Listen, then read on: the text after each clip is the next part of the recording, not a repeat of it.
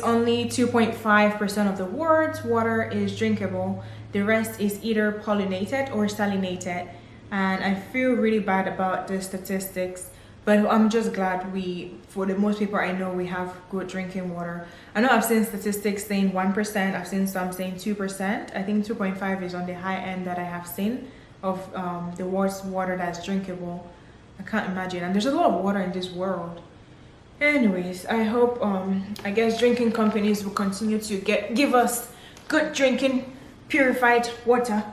The next one says couples with silk sheets have more sex on an average of 4.2 times a week, twice as much as couples with cotton sheets. The truth is, I've tried silk sheets. I'm currently using cotton sheets. The only reason I don't like silk sheets, especially we live in Texas, it gets really hot and silk sheets are not breathable. But maybe I should try silk sheets again. I'm just kidding. But I don't think there has been a significant difference. If you guys have noticed, if you're a couple and you've noticed a difference, please let us know in the comment section. I don't think there's a difference, but you know, I might be wrong. The next one says using a laptop that's connected to Wi-Fi can damage sperm quality when placed on a male's lap. You know, in the past, I have heard about this regarding the female reproductive organ, not necessarily Wi-Fi related, but just putting like your laptop or your phone. I guess there's something, 5G, 4G, something, there's something that they told females, do not put your electronic devices on your lap because it's going to affect your reproductive system. Now I'm seeing this with Wi-Fi, with the male population. Truth is, I haven't fact checked this yet. The truth is, another truth is, everything in moderation. I think, I don't know, man. I would like to say this is, well, just take it with a grain of salt. But if you're able to do more research, please do more research. And if you see anything good, please let us know in the comment section. I'll be very, very willing to learn from any of you. Thank you. The next one says, since the start of the pandemic, people worldwide have been spending an extra hour in bed. So after reading this, it just brings me to, I guess, the previous point that says 6 out of 7 days we wake up grumpy. So if Americans be waking up grumpy for most of the week, what's the point spending the extra hour in bed? I'm just kidding.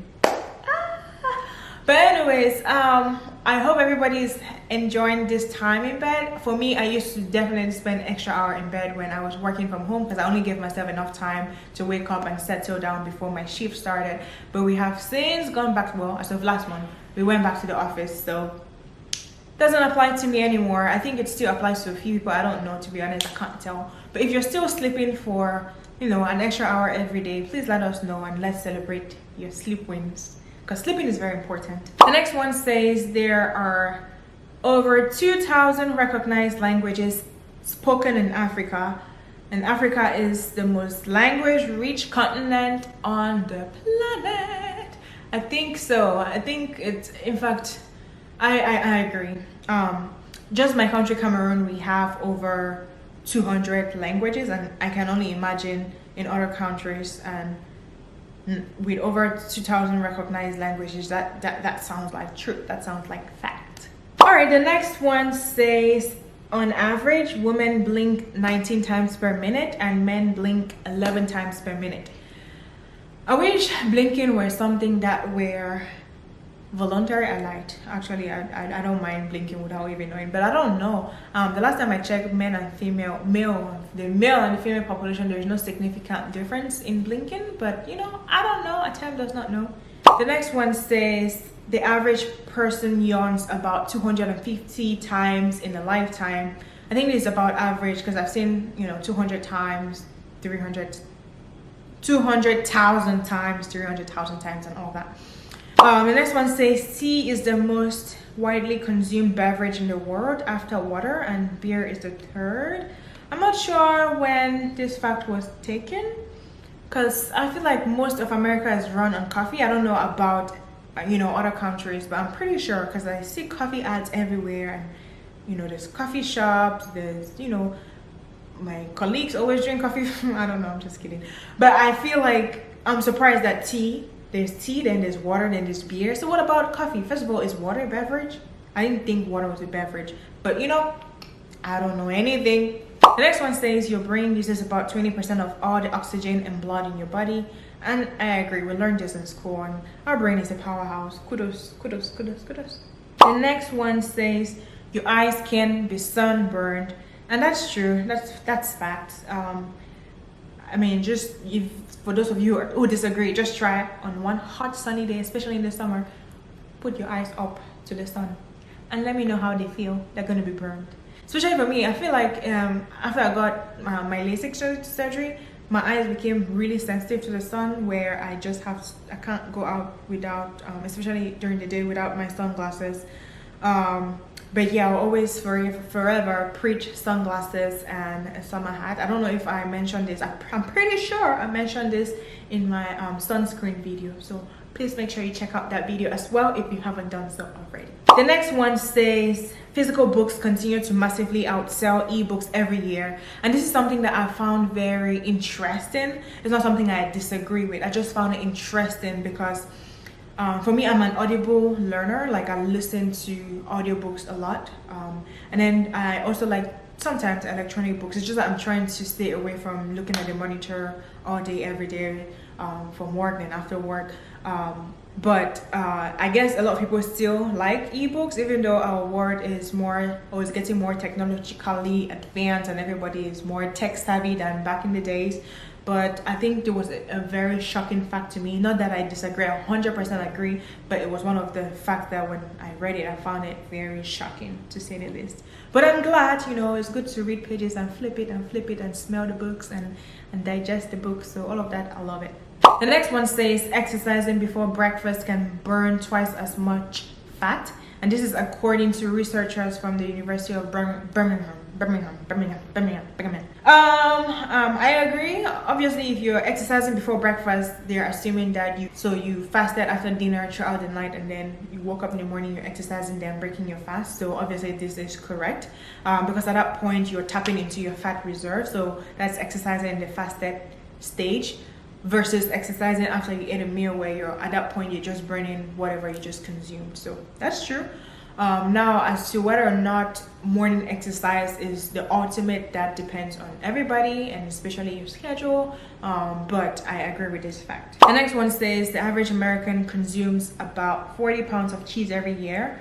I don't know, I think I've seen different numbers also. I'm not quite sure about 40 pounds, but that's a lot of cheese. If you were to insert me into this equation, I don't know. For me, the highest time that I eat cheese is with my homemade mashed potatoes and with cheesecake. Oh my god, I cannot stop eating cheesecake. But yes, I wouldn't be surprised, to be fair. I'm interested to see the statistics for bacon, because I'm pretty sure it might be higher. I don't know. All right, the next one says sitting for more than 11 hours a day increase your risk of death by 40% within 3 years. So when I read this, I'm sorry, I have to disagree with this particular one. Why? Because I'm trying to insert myself in the equation. So more than 11 hours a day. So for me, when I get to work, I have 8 hours of working and 30 minutes break. So I mostly sit during my break as well. I try to stand up here and there, but let's just assume that all day I sit. So that's 8.5 hours of sitting. And then my commute to and fro from work, that is, let's just say, an hour and a half. And then when I come home, that means by the time I come home, I shouldn't even sit for more than an hour, because at that point a heart attack is coming. Like, this is not, and it says within 3 years. So if there's 100 of me with the same characteristics, everything, who sits for more than 11 hours, 40 of us during the next 3 years are gonna have, I don't think so. I would disagree, because I haven't had a heart attack, and most other people that I know that sit more than me and even lay down more than me, they've not had a heart attack. I feel like there's other factors. So other factors, like if you sit, you know, like me, I try to have physical activity, but I still sit for more than 11 hours a day. That's not correct, guys. The next one says having a younger brother or sister can raise your blood pressure by more than 5%. I don't know. The last time I checked my blood pressure, it was good. Or maybe that was already 5% higher than it should be normally, because I have a younger brother and a younger sister. But I'm not sure, I'm just kidding. I don't know, to be honest. I would say no. I mean, it depends on how the younger brother and sister affects you, right? I think this is just a vague statement by saying having a, like, this is very vague. It's just the same as having kids are gonna, you know, are going to increase your blood pressure. I would disagree. Nobody should come for me. It's my unpopular opinion. The next one says your brain weighs about 3 pounds, and that is that's correct. The next one says only 30% of humans can flare their nostrils. Let's try. Wait.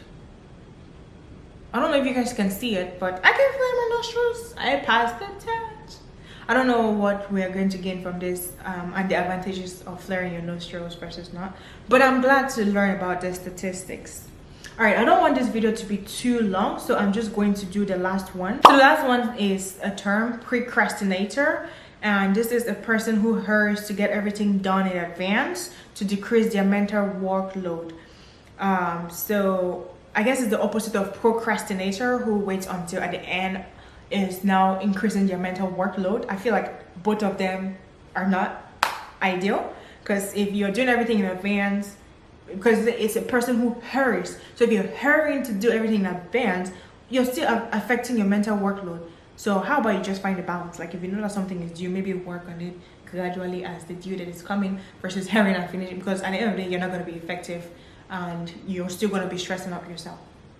Anyways, that brings us to the end of this video, guys. I don't know if there's any of these UberFacts that you strongly agree with, and especially if you disagree with my reactions, please let us know down below. And I hope that if you stayed up to this point, you have been able to subscribe. Thank you so much, by the way, if you stayed up to this point. I will be waiting to hear from all of you in the comment section. Thanks again for watching this video, and I will see you in my next video. Thank you. Bye-bye.